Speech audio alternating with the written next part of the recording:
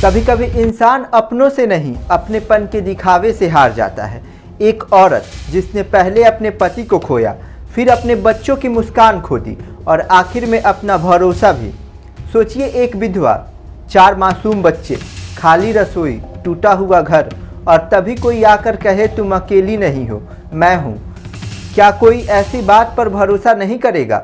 लेकिन अगर वही सहारा सबसे बड़ा धोखा बन जाए, अगर देवर का रिश्ता दरिंदगी में बदल जाए, तो उस औरत के पास बचता ही क्या है। नमस्कार, मैं सिद्धार्थ कुंवर और आप देख रहे हैं क्राइम रूम।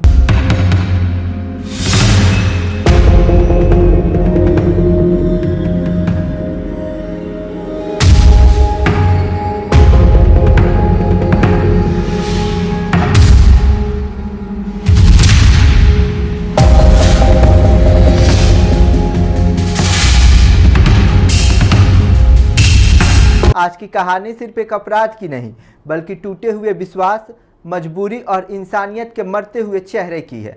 तो चलिए बिना किसी देरी के खोलते हैं आज की क्राइम फाइल। उत्तर प्रदेश के धनारी गांव में एक छोटा सा घर, जहां कभी बच्चों की हंसी गूंजती थी, लेकिन 1 साल पहले परिवार के मुखिया की मौत ने उस घर की सारी खुशियां छीन ली। पीछे रह गई उसकी पत्नी और 4 छोटे छोटे बच्चे। सबसे बड़ा बच्चा मुश्किल से 9 साल का और सबसे छोटा अभी ठीक से चलना भी नहीं सीख पाया था। पति के जाने के बाद रिश्तेदार लौट गए, लेकिन महिला की असली लड़ाई तब शुरू हुई। घर चलाने की चिंता, बच्चों का भविष्य और समाज के ताने हर दिन उसकी हिम्मत को तोड़ रहे थे। इसी बीच उसके जीवन में आया उसका देवर हेमराज। शुरुआत में वह किसी फरिश्ते की तरह लगा। कभी राशन लेकर आता, कभी बच्चों के लिए कॉपी किताब, कभी दवा तो कभी खाने का सामान। महिला को लगा कि शायद उसका देवर अपने भाई का फर्ज निभा रहा है। लेकिन एक शाम हेमराज ने कहा, भाभी, भैया तो चले गए, लेकिन मैं हूँ। अगर तुम चाहो तो मैं तुमसे शादी कर लूँ। इन बच्चों को भी पिता की कमी महसूस नहीं होने दूंगा। एक बेबस माँ के लिए इससे बड़ी उम्मीद और क्या हो सकती थी। महिला ने भरोसा कर लिया, लेकिन यह भरोसा उसकी ज़िंदगी की सबसे बड़ी भूल बन गई। शादी का वादा करके हेमराज बार बार घर आने लगा। प्यार, सुरक्षा और नए जीवन के सपने दिखाकर उसने महिला के साथ शारीरिक संबंध बनाए।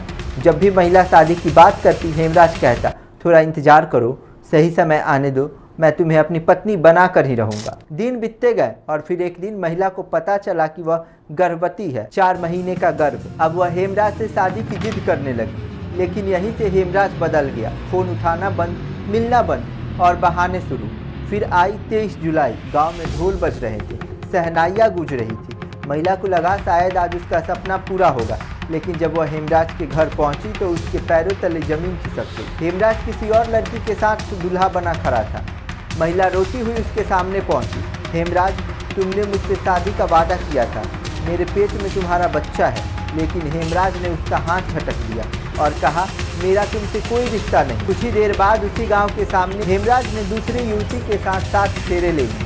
एक तरफ घर में सहनाइयाँ बज रही थी और दूसरी तरफ एक माँ अपने 4 बच्चों के साथ कूद कूद कर रो रही। जब पंचायत से भी इंसाफ नहीं मिला तो महिला अपने बच्चों को लेकर पुलिस के पास पहुंची। उसने बताया कि कैसे शादी का झांसा देकर 1 साल तक उसका यौन शोषण किया गया, उसे गर्भवती बनाया गया और फिर छोड़ दिया गया। शिकायत मिलते ही पुलिस हरकत में आई। आरोपी के खिलाफ मामला दर्ज हुआ और कुछ ही समय बाद हेमराज गिरफ्तार कर लिया गया। जिसके सिर पर कुछ दिन पहले दूल्हे का सेहरा था, आज उसके हाथों में हथकड़ियाँ थी। पुलिस ने उसे अदालत में पेश किया, जहां से उसे न्यायिक हिरासत में जेल भेज दिया गया। मामले की जांच जारी है, लेकिन क्या सिर्फ गिरफ्तारी से इंसाफ पूरा हो जाता है? क्या जेल की सलाखें उस महिला का टूटा हुआ विश्वास लौटा सकती हैं? क्या 4 महीने के उस अजन्मे बच्चे को समाज बिना किसी सवालों के स्वीकार करेगा? और उन 4 मासूम बच्चों का क्या, जिन्होंने पहले अपने पिता को खो दिया और फिर उसी इंसान पर भरोसा किया जिसने उसकी माँ की मजबूरी को अपना हथियार बना लिया? कानून अपना काम करेगा, अदालत फैसले सुनाएगी, लेकिन कुछ फैसले ऐसे होते हैं जो अदालत नहीं, समाज सुनाता है। और सबसे बड़ा सवाल, क्या हमारी संवेदनाएं इतनी कमजोर हो चुकी हैं कि एक बेबस विधवा की मजबूरी भी किसी की हवस का जरिया बन जाए? आपकी नज़र में ऐसे मामले में सिर्फ कानूनी सजा काफ़ी है या समाज को भी अपनी सोच बदलने की ज़रूरत है? सावधान रहें, सतर्क रहें, सुरक्षित रहें। मिलते हैं एक ऐसी ही कहानी के साथ अगले एपिसोड में। तब तक के लिए देखते रहिए पब्लिक एशिया न्यूज।